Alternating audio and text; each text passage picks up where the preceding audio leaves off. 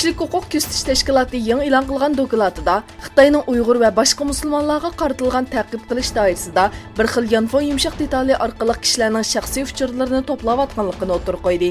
Sharqiy Turkistonda Xitoy soqchilari qo'llangan bu yumshoq detalning Uyg'ur va boshqa musulmonlarning bo'y egizligi va ig'irligidan tortib ko'z tasvirigacha bo'lgan barliq uchurlarni to'playdiganligini bildirdi.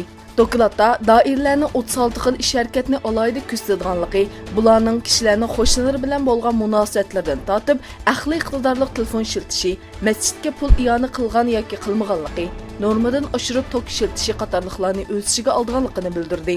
Doklad yana kishilarning Sharqiy Turkistondagi tuqqanlarining WhatsApp va VPN qatorliq yumshoq detallarni tushirilganligi uchun qo'lga ilinganligini aytganligiga ishorat qilindi. Sharqiy Turkistonda assimilyatsiya siyosatini davomlashtirayotgan va masjidlarni chiqayotgan Xitoyning Aljeriyada masjid solganligi bildirildi. Bu masjid Afrikaning eng chong masjidi bo'ldi ekan. Xitoyning Sharqiy Turkistondagi madaniyat qirg'inchiligida masjidlarni vayron qilishi ommaviy taratqularda keng taralgan edi. Bo'libmi, necha yuz yillik tarixga ega jamiyalarning buzg'unchilikqa uchrashi diqqat tortdi. Qozog'istonda iyunda o'tkazilgan davlat raisi saylamiga qarshi Olmuta va poytaxt Nur-Sulton shahrida namoyish o'tkazildi. Namoyishchilar davlatning rahbarlik qatlamida yuz bergan o'zgarishni pardalash uchun faqat rasmiyat uchun o'tkazilmoqchi bo'lgan bu saylovni boyqut qilishga chaqirdi. Qozog'istonga 29 yil rahbarlik qilgan Nur-Sulton Nazarboyev bu yil 3-oyda huquqni kengash palata raisi To'qayevga o'tkazib bergan edi. Almatada bir bog'chada yig'ilgan kishilar mustabidlik va diktatorlik yo'qolsin degandek shiorlarni to'ldi.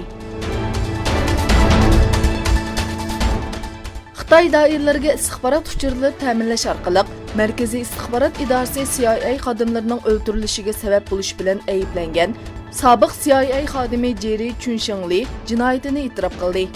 Uning muddatsiz qamoq jazosi berilishi mumkinligi bildirildi.